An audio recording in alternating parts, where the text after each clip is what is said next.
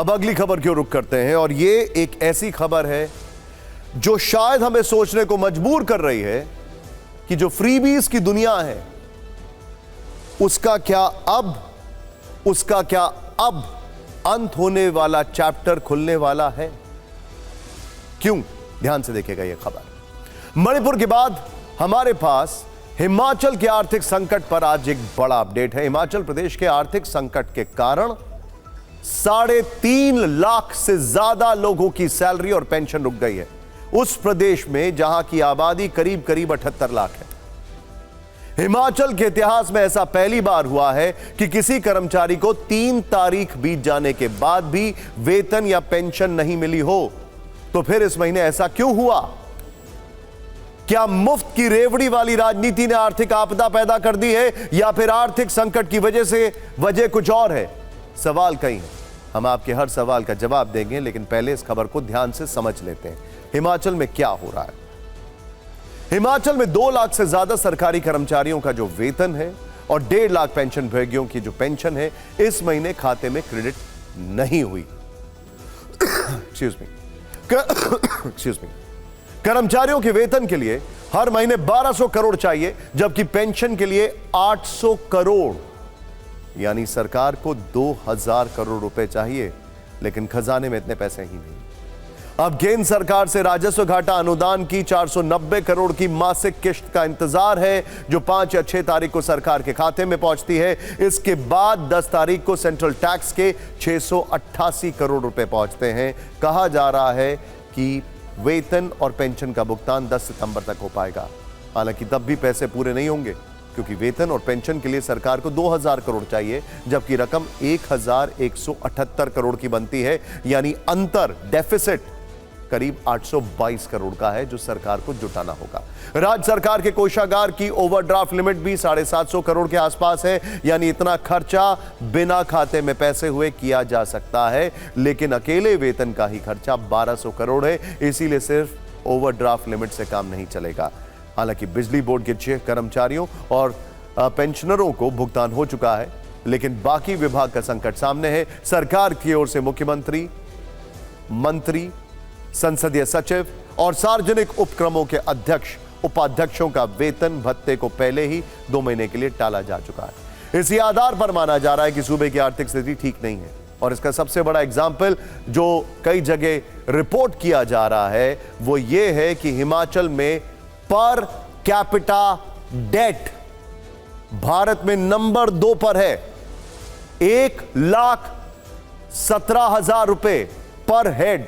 अरुणाचल के बाद यह नंबर 2 पर है पर कैपिटा डेट।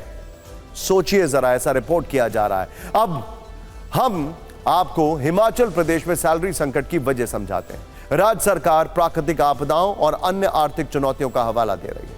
हमने इसे लेकर रिसर्च की और कुछ आंकड़े जुटाए। इन आंकड़ों के आधार पर सरल भाषा में हमने आपके लिए रिपोर्ट तैयार की है, जिसमें आपको हिमाचल संकट के हर सवाल का जवाब मिल जाएगा। रिजर्व बैंक की रिपोर्ट कहती है कि हिमाचल में कांग्रेस सरकार आने से पहले मार्च 2022 तक 69,000 करोड़ रुपए से कम का कर्ज था।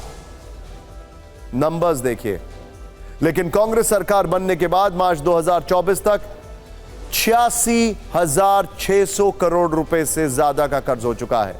मार्च 2025 तक यह रकम बढ़कर 95,000 करोड़ रुपए होने का अनुमान है। हिमाचल पर अभी 86,000 करोड़ से ज्यादा का कर्ज है। प्रति नागरिक औसत कर्ज 1,19,000 रुपए है, जो कि अरुणाचल के बाद देश में सबसे ज्यादा है। सरकार का बजट 58,444 करोड़ है। इसका 42,000 करोड़ से ज्यादा सैलरी, पेंशन और कर्ज अदायगी पर खर्च हो जाता है। सरकार पर कर्मचारियों और पेंशन भोगियों का 10,000 करोड़ से ज्यादा का बकाया भी है। सरकार अपने कुल खर्च में 41% सिर्फ वेतन और 24% पेंशन देने पर खर्च करती है, यानी 65% रकम पेंशन और सैलरी में चली जाती है, जबकि ब्याज देने में 15% खर्च हो जाता है। सवाल है कि हिमाचल सरकार पर कर्ज का बोझ क्यों बढ़ रहा है? आइए इसे समझते हैं, क्योंकि यह एक लेसन है सबके लिए। मुफ्त की योजनाएं, जिसे फ्रीबीज भी कह सकते हैं, उसके तहत 350 यूनिट मुफ्त बिजली दी जाती है, जिससे 1800 करोड़ का बोझ पड़ता है। 5 लाख महिलाओं को हर महीने 1500 रुपए की मदद दी जाती है। इससे सरकारी खजाने पर 800 करोड़ का बोझ पड़ता है। ओल्ड पेंशन स्कीम यानी पुरानी पेंशन योजना लागू करने से सरकार पर सालाना 1000 करोड़ का बोझ बढ़ा। ओल्ड पेंशन देने के कारण एनपीएस कंट्रीब्यूशन के बदले मिलने वाला 2000 करोड़ लोन भी हाथ से चला गया। केंद्र सरकार ने कर्ज सीमा को 5% से घटाकर 3.5% कर दिया है। मतलब राज्य सरकार जीडीपी का केवल 3.5% कर्ज के रूप में जुटा पाएगी। दिसंबर 2024 तक राज्य सरकार को 6200 करोड़ का जो था वो लोन लिमिट मिली थी, जिसमें करीब 3900 करोड़ का लोन लिया जा चुका है। अब सिर्फ 2300 करोड़ लोन लिमिट बाकी। मतलब आपने बोरोइंग्स ऑलरेडी काफी कर ली है, यानी सरकार ज्यादातर रकम ले चुकी है, खर्च कर चुकी है। इस वित्त वर्ष में राजस्व घाटा अनुदान 1800 करोड़ की कटौती कर दी गई है। वाटर सेस को कोर्ट असंवैधानिक बता चुका है। इससे भी करीब 4000 करोड़ की आमदनी बंद हो गई है। वहीं आपदा भी एक वजह है जिसकी वजह से 12000 करोड़ का नुकसान हो गया। अब हिमाचल सरकार के पास 3 विकल्प बचते हैं। देखिए, पहला विकल्प यह है कि सैलरी के लिए लोन लिमिट पूरी खर्च कर दी जाए, लेकिन यह विकल्प सरकार इस्तेमाल नहीं करना चाहेगी क्योंकि आपातकाल में इसकी जरूरत पड़ सकती है। दूसरा विकल्प है ओवरड्राफ्ट अकाउंट से पैसे दे दिए जाएं, लेकिन इसमें इतने पैसे हैं ही नहीं। तीसरा विकल्प 5 सितंबर तक केंद्र से मिलने वाला रेवेन्यू डेफिसिट ग्रांट है। इसमें सरकार को हर महीने करीब 490 करोड़ मिलते हैं, लेकिन इससे भी संकट खत्म होने वाला नहीं है। सरकार ने विधानसभा में जो आंकड़े रखे हैं उसके मुताबिक राज्य सरकार राजस्व घाटा अनुदान और लोन की लिमिट में कटौती के कारण मुश्किल हालात में फंस गई। वैसे इस आर्थिक संकट ने राज्य का सियासी तापमान बढ़ा दिया।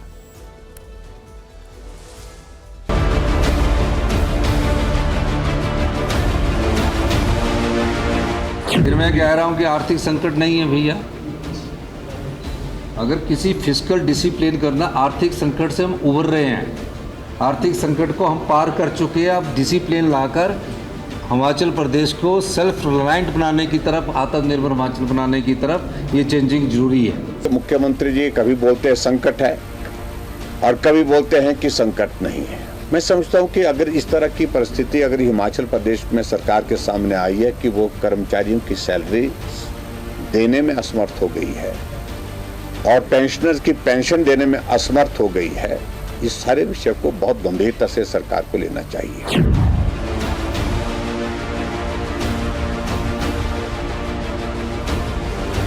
इन्होंने बिना सोचे समझे बिजली पानी मुफ्त का उन लोगों को दे दिया जो लोग देने अपने पैसे से पानी भी खरीदना चाहते थे, बिजली भी खरीदना चाहते थे।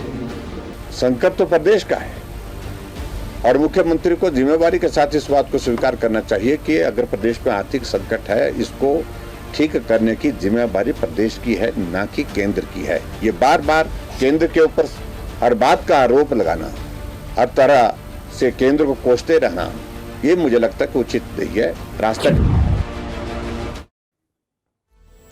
अब सोचना पड़ेगा राज्यों को जो वादे करते हैं अपने मैनिफेस्टो में बड़े बड़े कि पहले फिस्कल मैनेजमेंट करें या फ्रीबी मैनेजमेंट। अब जल्दी से कर्ज लेने वाले राज्यों के बारे में जान लेते हैं। केंद्र सरकार ने इसी साल संसद में राज्यों के हिसाब से कर्ज के आंकड़े रखे हैं। रिजर्व बैंक से के हवाले से सरकार ने बताया है कि तमिलनाडु पर 8,34,000 करोड़ का कर्ज है, जो इस लिस्ट में पहले नंबर पर है। दूसरे नंबर पर उत्तर प्रदेश का है, जिस पर 7,69,000 का कर्ज है। महाराष्ट्र पर 7,22,000, पश्चिम बंगाल पर 6,58,000, कर्नाटक पर 5,97,000 करोड़ का लोन।